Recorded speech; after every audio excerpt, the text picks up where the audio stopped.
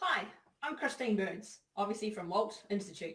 Now, what I want to talk to you today is about taking those mindful moments. Now, people often get caught up with this and think, mindful moments, why do I need to take mindful moments? They do all kind of airy-fairy stuff. The thing with a mindful moment is about just pausing and noticing. And you'll pick up some more information later about the noticing side of things too.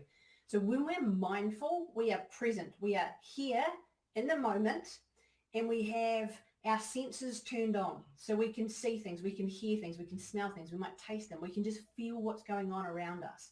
We are present in the moment.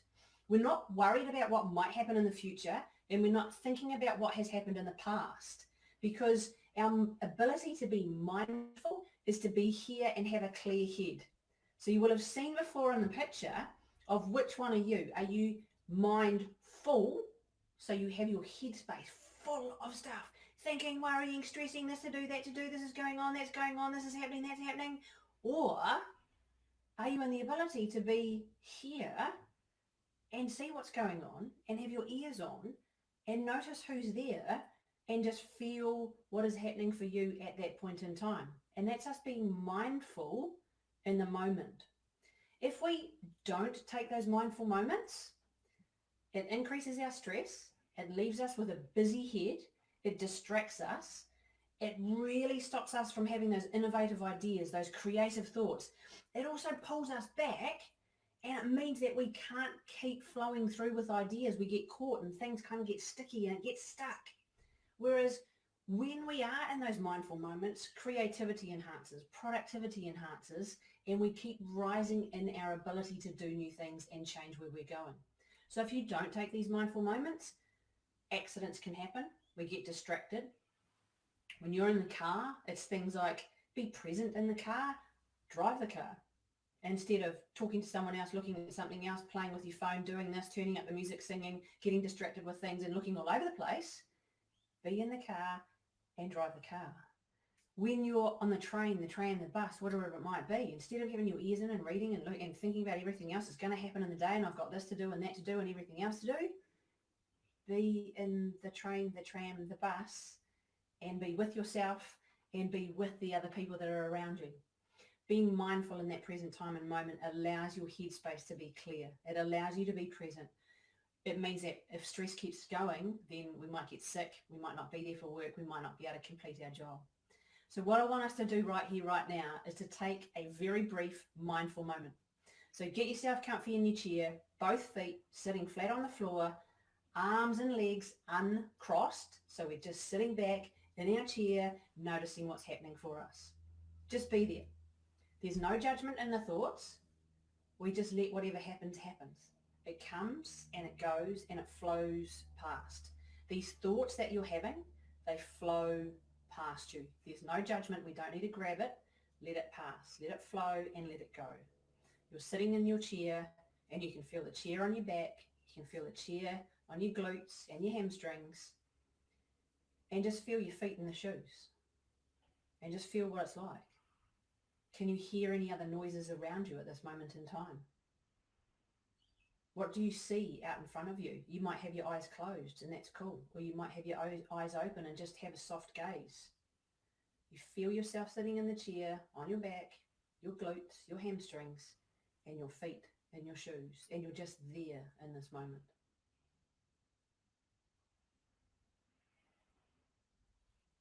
Just being in that moment allows you to be present.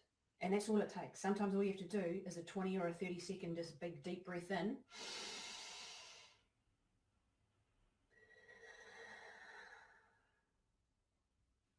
And I'm with you here at this present moment in time. I'm not thinking about what's going to happen or what hasn't happened. Mindful moments can be active. Next time you're having a drink, something to eat, taste it, hear it, smell it, be with that food or that drink. Notice it in that point in time.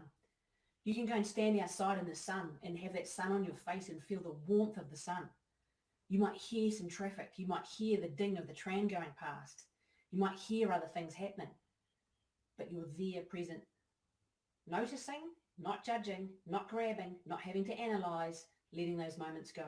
So when you have those mindful moments and you pause and you be present, Your ability to think opens up. Everything slows down and eases up. Creativity increases. Productivity increases. Your happiness is going to increase. And your ability to have really strong connections with people is going to increase as well.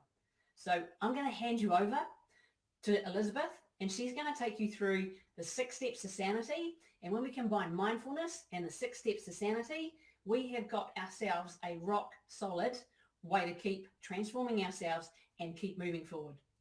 Here you go. Thanks, Christine.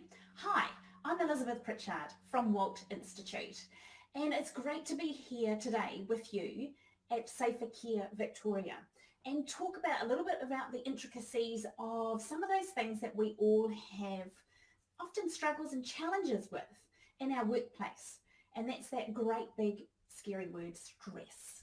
Now, this has come up in your Better Impact survey that people are feeling a little bit more pressured around what has to be done.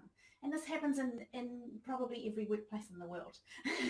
And so it's about how can we work a way around what we need to do, meet those demands that we need to meet, but also on the lighter side, look after ourselves, have some fun, as Christina's talked about, take those moments and do it differently. Because when we do it differently, we will have more energy, we will have more innovation, we will have more creativity, we will have more interest and excitement and things to give other people. We will be able to build deeper connections with ourselves, which is really important. People often forget that. But we can also build deeper connections with others, our teammates, the people we live with, the people in the community, our teams, our sports teams, our inspirational teams, and the things that we do outside of work as well as within work. So today I've got 6 steps to sanity to share with you. So this is usually a 1-day program. So we're doing a really condensed version here for you today. But we hope that you will be able to take something from what I'm going to give you in the next few minutes to be able to embed in what you do on a daily basis. Okay, so 6 steps to sanity. Here we go. Ready? The S, the first S, is scan and notice. So we're wanting to scan and notice what is happening. So when you're feeling a little bit of that stress rising, just take that little pause, take that moment like Christine was giving you, and notice what's happening. What's happening on the inside? Are you feeling butterflies? Are you feeling tension in your neck? Are you feeling really cross? Are you feeling a bit angry? What's happening? What's happening in the environment? Is it noisy? Is it quiet? What's happening around you? But also what's happening inside? What are those emotions that are starting to well up? What's happening? Just notice what's happening, because when we are aware of what is happening, then we can choose to either leave it, let it be and let it flow, or we can choose to do something about it and change it. So that's the S, scan and notice. The second one to do to 6 steps to sanity is as is. We need to call the situation as is. No hiding it, no pretending it's not affecting us, because that doesn't help. If we push things down all the time and we forget about them and we think it's not relevant, then what we're doing is we're actually just waiting for something to explode and waiting for something else to come out at other people. So we need to call it as is. It's okay to have a little nano tanty, a little one, and go, oh, this is really annoying. However, we can't stay in that. We then need to go, so how can I move forward from here? Okay, the third thing is about new ways. We need to do things differently. If we're having issues with stress and things are getting on top of us and we're feeling overwhelmed, it may be cyclical, it may be at different times of the year, linked to different KPIs. If we're feeling like that, we need to think about what are the new ways we could do it differently. Be open, again, to innovation, be open to change, and look for those opportunities to see what is around. The fourth one is instigate habits consistently. We need to instigate habits. Once we've recognized what we're doing, we scan and notice, we need to pull those through and we need to work out what we're going to do differently. We have a choice. We have a choice to do it differently. We do not always have to keep doing what we've always done. Isn't that the definition of insanity? Okay, so the fifth one is think differently. This can be a biggie. We can choose our words, we can choose our phrases, we can choose what we say to ourselves, how we say it, and how we say it to others. If we're constantly saying, that's not good enough, oh, that was dumb, oh man, what am I doing that for? Oh, I never do this. Oh, they never listen to me. Oh, I hate these meetings because they always go like, what is our language that we're saying?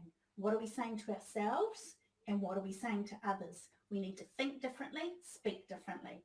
And the last one of 6 steps to sanity is you are worth it.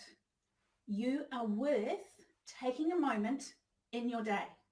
You are worth identifying that I can do this differently.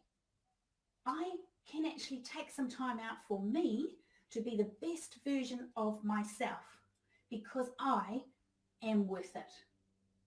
When we all realize this within a workplace, we will then build more trust, higher levels of respect, higher levels of productivity, higher levels of connection, and you will be more satisfied with what you do and how you do it in a day. So we hope that these tips and tools in a very brief moment over the last few minutes from our video have actually resonated with you in some way. Take 1 to 2 things and do them consistently. From the moment you leave this room, take one thing that you're going to do differently. It might be a phrase you're going to say differently to yourself. It might be a person you're going to talk differently to. It might be something you're going to write down, do, learn about, or action. Take action. Thanks for listening to us today, and we hope this whole session that is being run through Kerry's work and her team is useful for you, and you take action and do it differently. Thanks.